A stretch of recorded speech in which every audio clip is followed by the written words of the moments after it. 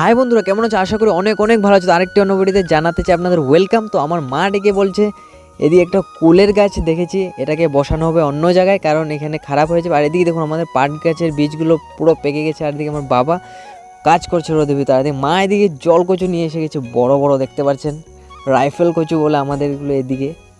আপনাদের দিকে হয় কমেন্টে জানিও। আর এদিকে সবজি নিয়ে এসছে, দেখো দুটো ভোল, কয়েকটি বেগুন আর পুঁই শাক, একদম তাজা তাজা বন্ধুরা।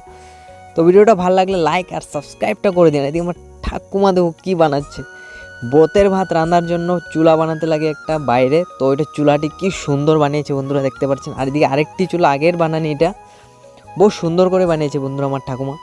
তো আমার ঠাকুমার জন্য একটা মিষ্টি করে লাইক করে দিও। আর এদিকে আমার বেগুন গাছগুলো আমাদের উঠানো হচ্ছে এখন, কারণ অন্য কিছু চাষ করা হবে। দেখতে পাচ্ছেন চারিদিকে উঠানো হলো।